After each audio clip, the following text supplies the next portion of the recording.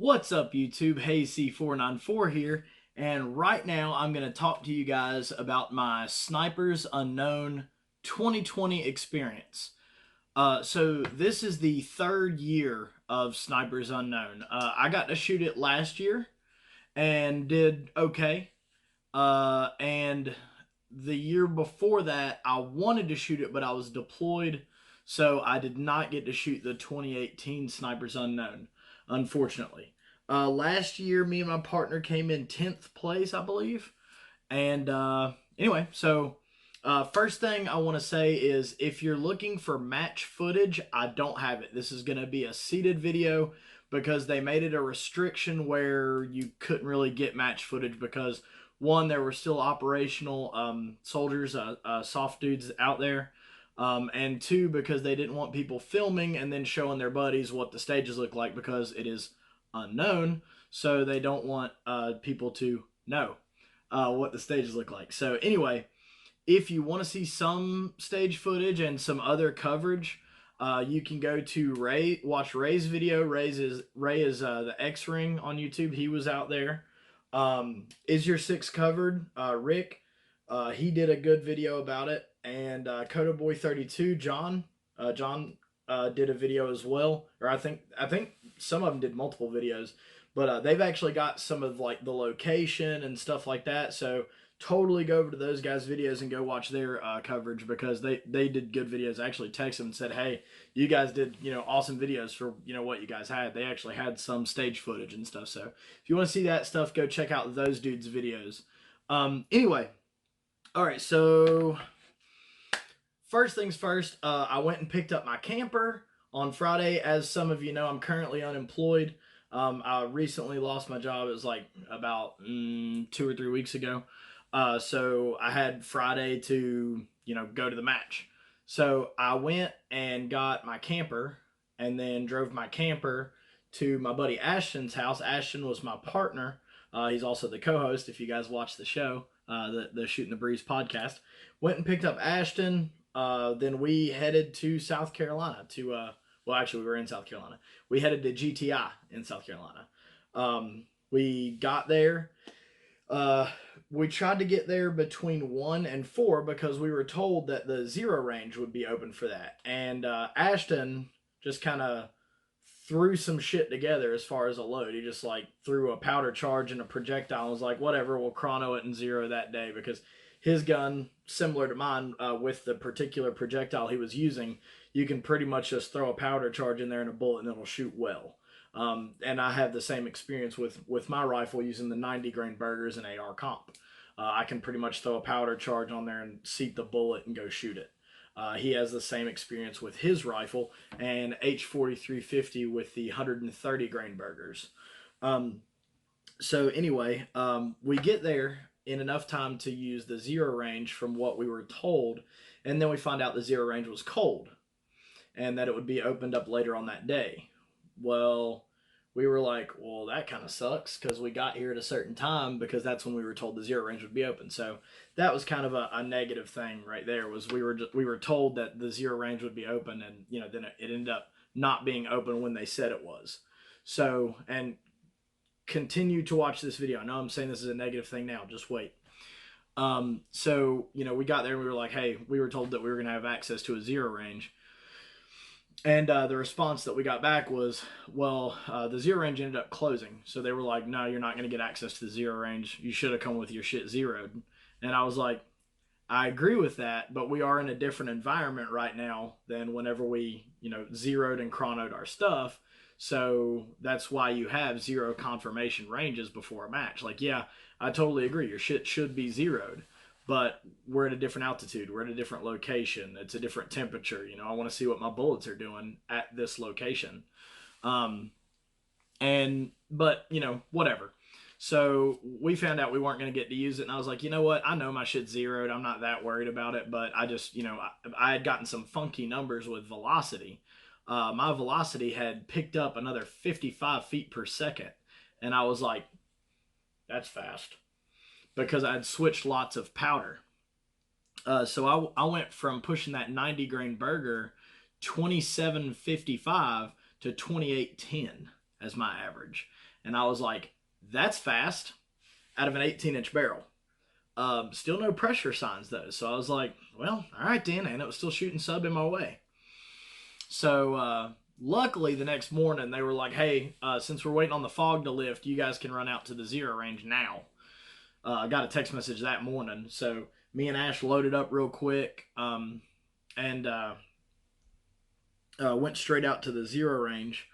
And whenever we got there, um, Ashton got down behind his gun. He was trying to chrono it.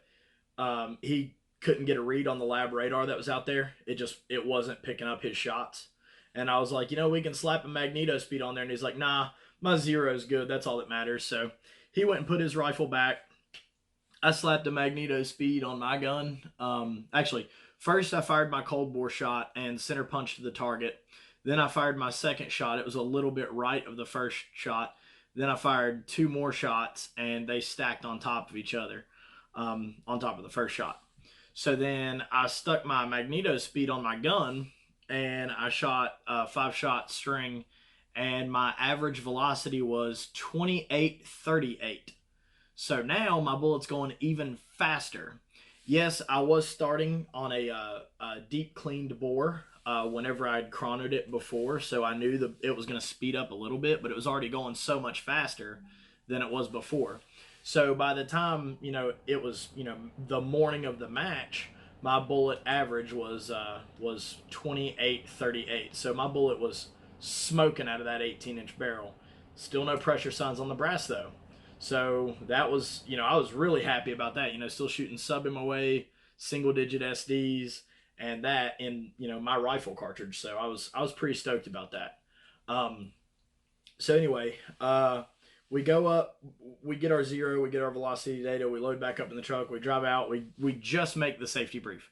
We get to the safety brief, and then they say, put your shit on and move out. So everybody threw their stuff on, and we started marching. Like that. That's the best way I can describe it. There was a little bit of a short march. I mean, like it wasn't like we had to go 10 miles or anything like that. But then we got to our location, which was a really tall building. It was like 10-story building or something like that. And you had to go upstairs all the way up, depending on what floor you started on. So the dudes that started on floor 4, they were the lucky ones. I believe we started on floor 7, if I'm not mistaken. And that was the floor that we start, like our first stage was on. So we got up there, ground our stuff. Now everybody's all sweating their asses off, and we're all fogging up glasses and stuff like that. And we're like, ah. So we get to our first stage. The first stage is a blind stage, as all the stages were technically blind. But we were given the distances to target on the first stage that we shot. So whenever we were given these distances, I just wrote down what the and you had to shoot them near to far. I wrote down my bullet drop on my quarterback sleeve. I wrote down my bullet drop for those shots. That was all I wrote down, was what my hold was supposed to be in mils. We shot that stage. We destroyed a tree.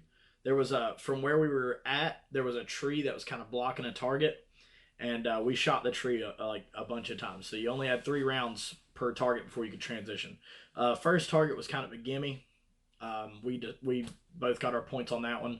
Second target was also. The third target was hidden behind a tree. So yeah, we destroyed a tree, and then there was one that was like in the middle of a field, and we got that one too. So we got a good bit of points on that stage. So I felt okay about our performance, but we didn't clean it. So I was like, I was thinking to myself, I was like, oh man, we're not doing good. This is our first stage of the day. Well, then after everybody shot, we had a pretty not a very significant time that we had to wait or anything like that, but there was a good bit of wait time going from stage 1 to stage 2. And while we were waiting, I was really looking at what we had just done. What we had just done was we were resting our rifles off of a rail and shooting down at an angle at targets out in the field from inside of a building, like well inside of a building on a stairway. So it was really cool doing that kind of loophole shooting. I enjoyed it.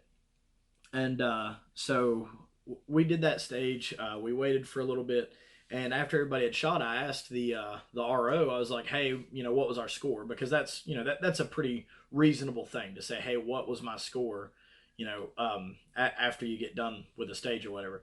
He told us our score, and he was like, "Oh, you guys have the high score for this stage." Well, I mean, we were the first ones to shoot it, so like really, we just beat our squad.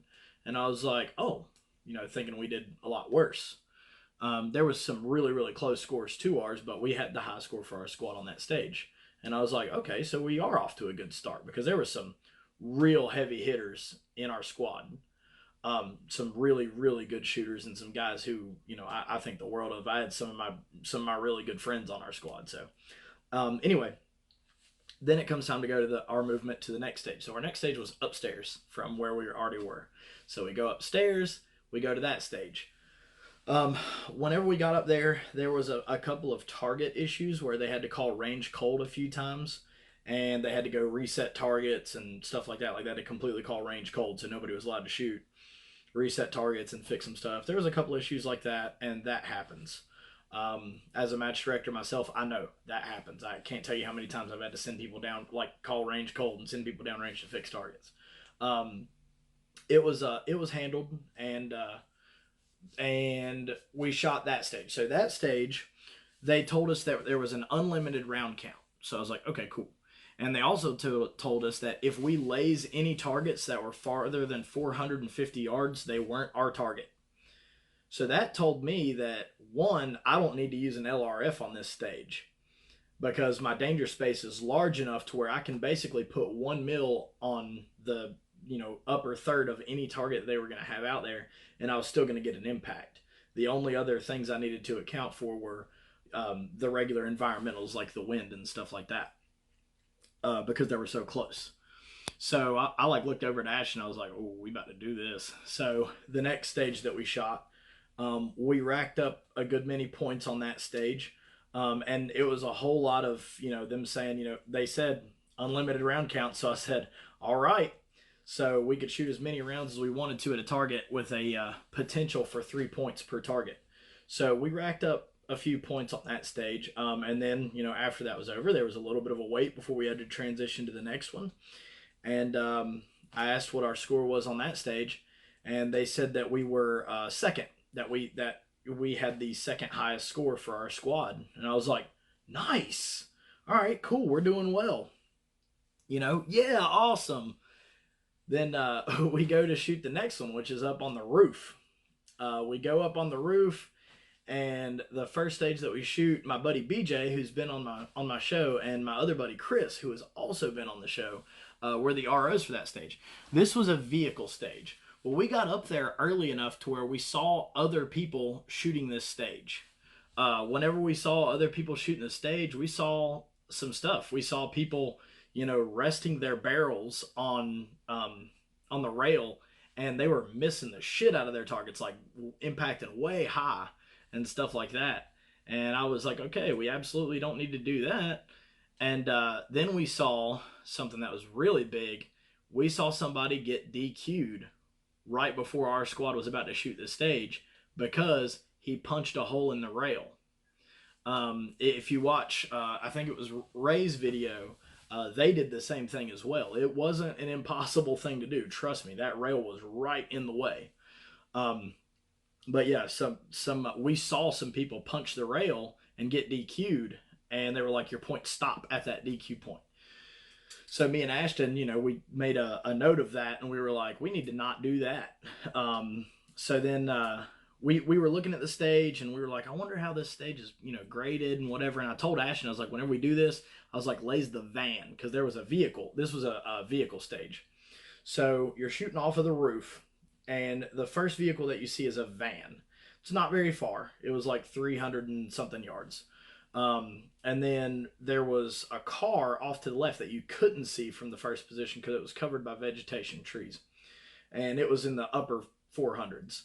And then over to the right from that one, there was another vehicle that was in the upper 400s that was, over here.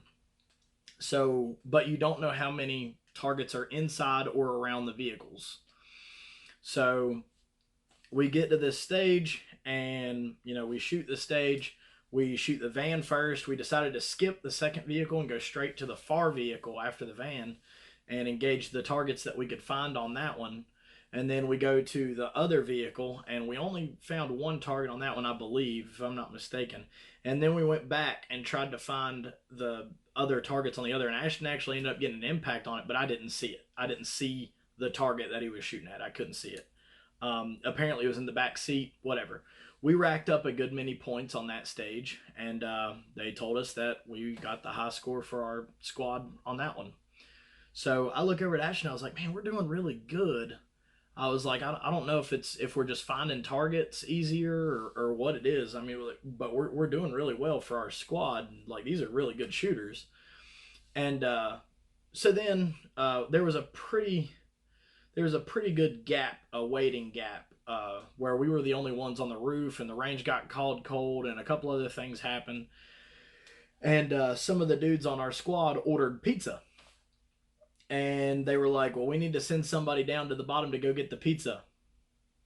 And they looked over at me and they were like, "Hey man, will you go down to the bottom and go get pizza?" So me and Ashton went all the way down the building to the bottom, got the pizzas, and took the pizzas all the way back up to the top and gave them to the dudes on our squad. And of course, me and Ashton got a pizza too. Then we got to shoot the next stage, which was also up on the roof. It was on another side of the roof. Whenever we go to shoot that stage, it was, another high angle thing. Obviously, you're on a roof and you're shooting basically straight down at the first target. And one of the parts of the stage brief that I missed, I guess it just fucking, this was the only stage where it was important that the primary shooter shoot before the secondary shooter. I did not catch that part of the stage brief. I'm sure it was said, but I just didn't catch it myself.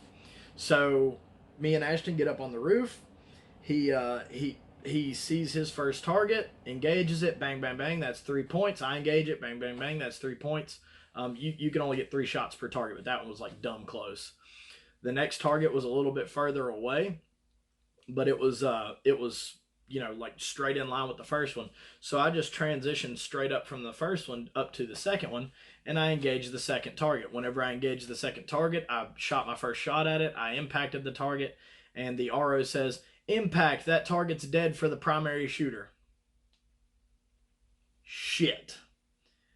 So I realized what I'd just done and was like, okay, so apparently the primary has to shoot first, and I just wasn't paying attention to that. Like that was when I learned this information. I was today years old when I learned that part. Um, I know they said it. I just couldn't have been paying attention. Well, then we go out and we start looking for more targets or whatever. We had 9 points so far, which was, we lost out on 3 easy points right there. So I was like, man. So then we start scanning the field. We're looking at the field. We're looking at the field, and we don't see. We see targets. They're far. I actually found the farthest targets out there because they were painted orange, and they were like 1,500 yards away or 1,300 yards away or some ridiculous shit like that. And I was like, "You want to engage these targets?" And Ashton was like, "No." And I was like, "Good choice. Yeah, okay, I see that." So then we started looking for closer targets. We found a couple closer targets. Neither of us hit them. So we got 9 points for that stage. And I was like, well, there went our good streak. Looked at the scores. I'm pretty sure we had the lowest score because, like I said, the first 12 points were like gimme points on that one. And we even lost some of the gimme points. So I think we had the lowest score for our squad on that stage. And I was like, there it was. I was like, the whole match is gone now. Like that, we just went from being potentially a top 5 finish to now we're in, the top 20%, because a lot of times whenever you shoot, matches that cost as much as this one does, the people who come to shoot it, this isn't their first rodeo. They're professional shooters, a lot of them. So I was like, okay, well, that was it. We're done now. So we decided that we were, gonna do our loadout stuff since we had a little bit of a wait before we had to start going downstairs to go shoot the next stage. And I looked at my ammo that I had left, and I was like, I only brought 100 rounds for today.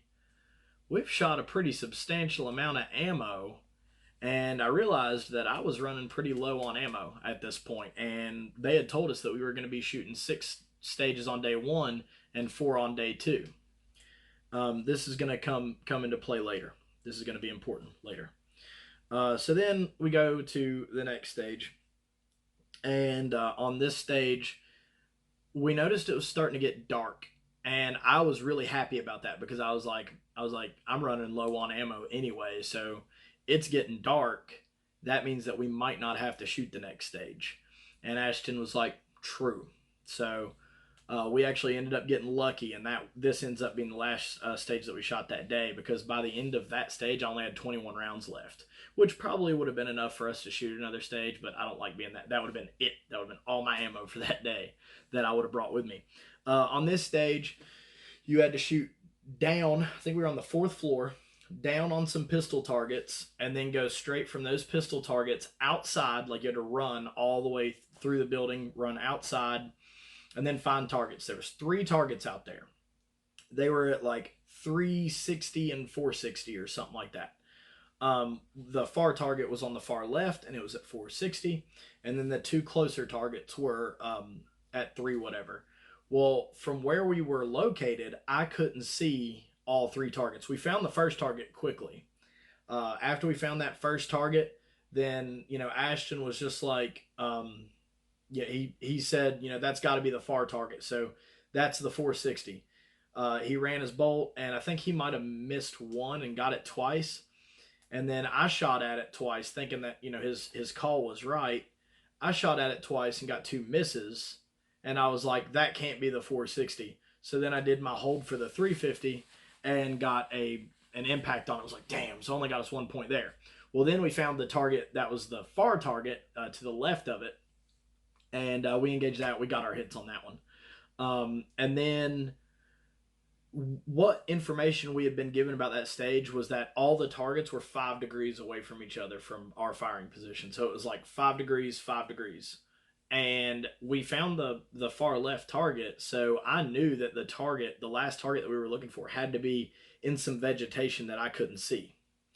Well, like I'd said, some of the dialogue that me and Ashton had on the way out there was he's not very good at finding targets. So I'm over here looking in this veg trying to find it, and I just can't find it.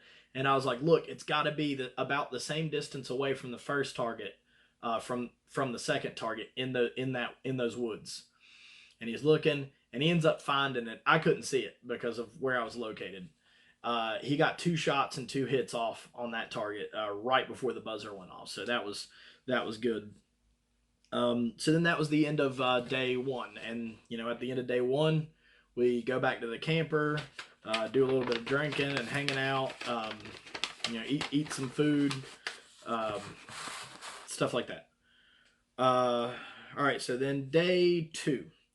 Day 2 starts, and same thing, safety brief in the morning, move out to our locations. Once we get to our location, I start looking through our load, through the stuff I'd packed, which, by the way, I packed way more ammo this time because I'd ended the day before with 21 rounds, like I'd said. So I packed like 150 more rounds for today.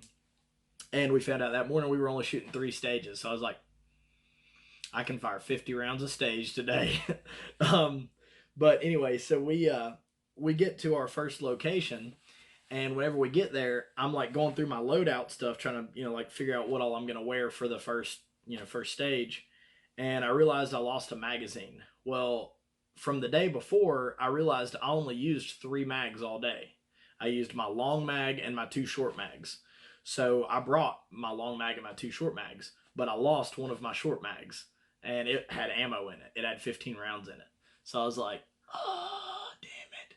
So now I realize I'm going to have to do today with 1 long mag that I put 20 rounds in and a short mag that I put 15 rounds in. So I was like, we'll make it work, whatever. So they asked for a volunteer to shoot this stage first, and me and Ashton say, yeah, we'll do it. So we go shoot the stage, and after we shoot the stage was basically you run up some stairs, and they have good video. The guys who I mentioned at the beginning of this one, they have good video of this one, of what the stairs looked like.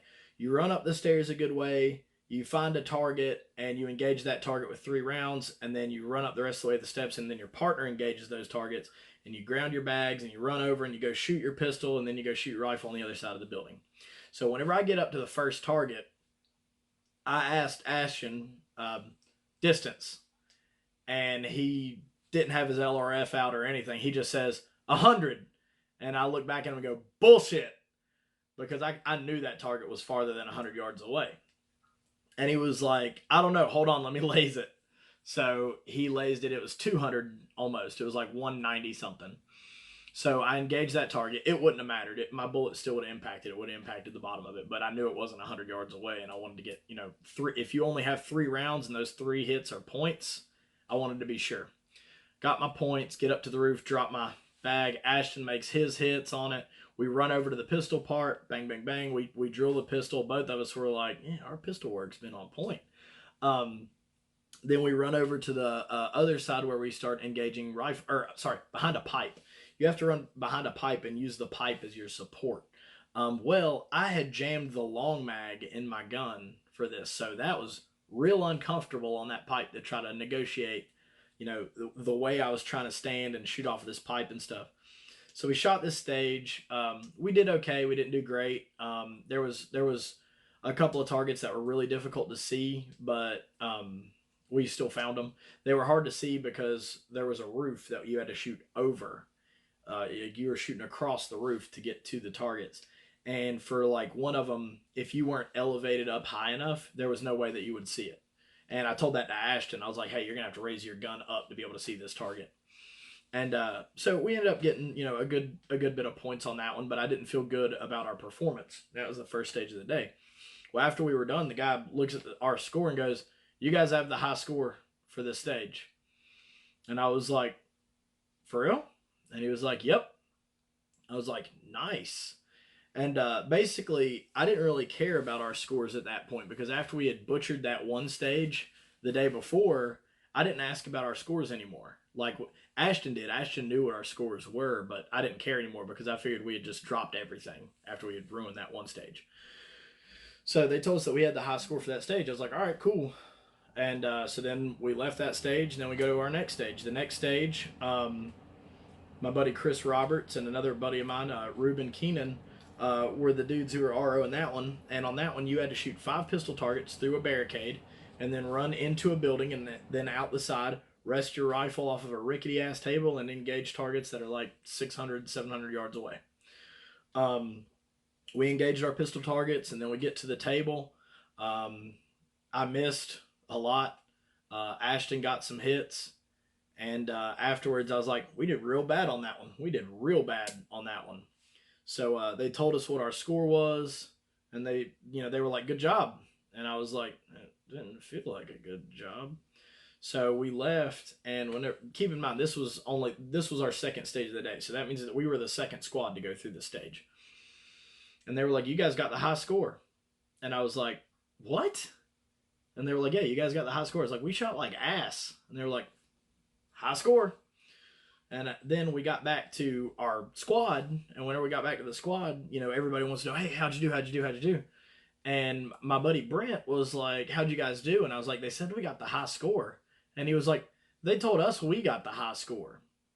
And I was like, maybe they just tell that to everybody, like on every stage. And they've been telling it to me and Ashton. It's been a lie the whole time. So now me and Ashton are like, oh, we're not doing as good as we thought we were. And I was like, well, what'd you guys get? And he was like, 12. And I was like, oh, we got 13. And he was like, well, I guess you guys do have the high score then. And I was like, huh. So last stage of the day, we had a little bit of a wait because everybody was kind of piled up at this stage. It was kind of a know your limits stage. And what it was is you had a hostage target for the secondary, and the secondary has to engage his hostage target first, and then the primary has to engage his hostage target. And there was 2 pistol targets as well.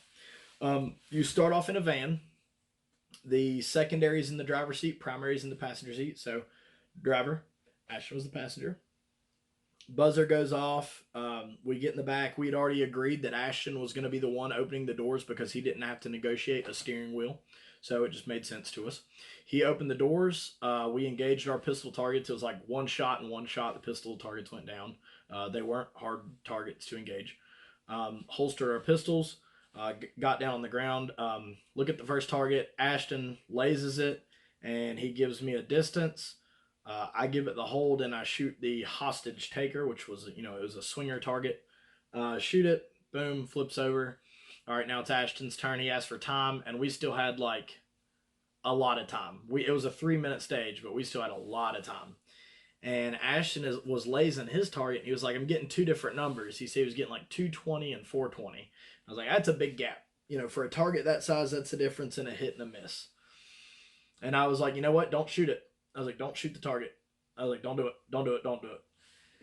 And he was like, I got this. Trust me. And I was like, okay. And then he was like, laze it yourself. So I started lasing it. I was lasing the base of the target so that I could get, a more consistent read. I was using his LRF though. So I didn't know where his beam was actually lasing off of within his donut. So I'm lasing the base of the target and I'm getting the same two numbers. I was getting like four something but I was getting 280 where he was getting 260 or 220. And I was like, I'm getting somewhere between 280 and four something. And he was like, well, I got 220 and that's what I'm going with. And I was like, hold it at the top of the plate. I figured at least that gives us the most room for error. So he did his hold at the top of the plate, sent his shot. They said impact. We got our 22 points for that stage, and that was seriously that was a high scoring, know your limit stage, and a lot of really good shooters zeroed that stage because if you missed one shot on your rifle targets, that goose egged your stage. So anyway, so as soon as we were done, we were just like, all right, let's go back and throw our stuff in the camper and get all ready for the awards and stuff. So we go do all that, have a couple of drinks, and we look at the prize tables. So whenever we were looking at the prize tables, there was a lot of guns on the prize tables. There was some suppressors on the prize tables. There was scopes, spotting scopes, regular scopes, binoculars. There was a lot of stuff on the prize tables. Like they were significant. Um, and me and Ashton had pretty much decided, like we were like, look, we know we're not in the top five because like it looks like the top five people are getting guns. Like it's just common sense. We were like, okay, so like top five people are getting like guns and really good scopes. So I was like, all right, so let's start looking over here at this stuff because this is what we're getting. And there's still like there was like some microtech knives and stuff like that, and that's what we had pretty much agreed that we were going to get was like microtech knives, and if we were in the top 10. And then some people started, me and Ashton kind of got separated from each other, and some people started walking up to me after we had been there for a while and saying, hey, congratulations, you guys did awesome, congratulations. Like, oh, thanks, you too. I had no idea the scores had come out. So whenever people were walking by congratulating me, I thought they were just like, hey, you did a good job. And I was like, yeah, you too. I could have been telling the guy who came in last place, and I had no idea that that's what I was doing. But anyway, so we the scores came out. We already knew where we had placed, and we were just kind of standing there waiting for them to read off the scores. They called off first place. First place was Sean Murphy, who works for Night Force, and Greg Hamilton, who works for Proof Research. Or maybe they don't work for him, maybe they shoot for him. But anyway, no surprise they came in first place. They come in first place in everything. Those guys are animals. They're awesome. Second place was some dudes shooting for Aerodynamics. And from what I understand, those gentlemen were CAG. So didn't feel bad about losing to those guys either. And then third place was me and Ashton. They called our names, and I'd already seen the score, so I knew we were third place. But I thought maybe it was a mistake. Me and Ashton went up, shook some people's hands. We got our awesome trophies. I'm gonna show you guys this trophy because this trophy's dope. Now watch me drop it. So this was the this was the trophy for third place, and it's a pretty dope trophy. It's got that little illuminated part. So we came in third place, got that, and Ashton got a Trigicon scope. It's like a $2,000 scope. I got an Athlon Aries ETR 4.5 to 30 scope. I've had a couple of buddies tell me that they have really good luck with their Athlon scopes, and that was one of the most expensive things left on the prize table, so yoink. I took that, and we both walked away with some rifle bags, and got our pictures taken. They asked me if I'd brought anything back from the prior year, because the prior year, whenever we had got our picture taken, I was wearing rainbow Crocs, American flag booty shorts, and a Deadpool mask. This year I just wore the rainbow Crocs, so I was like, yeah, I got these. So I ended up wearing the rainbow Crocs this year whenever we walked by the to get our picture taken and stuff like that. Um, and then after that, we packed up and left. You know, that was the end of the match. The match high is over now. We drove. I drove him back to his house, and then you know, I drove back to my mom's house to park my camper, and then I drove home after that.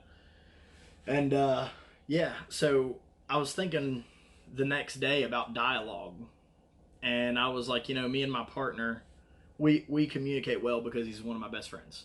You know, he told me on the way there he's not good at finding targets that are camouflaged, and he knows that I'm good at that. So that was one of the strengths that I brought to the table for this match was, you know, I can find targets and I can talk him on because we're best friends. Like I know how to tell him how to find something. Something he did not know about me is I don't know shit about fuck whenever it comes to trees. I don't know different kinds of trees.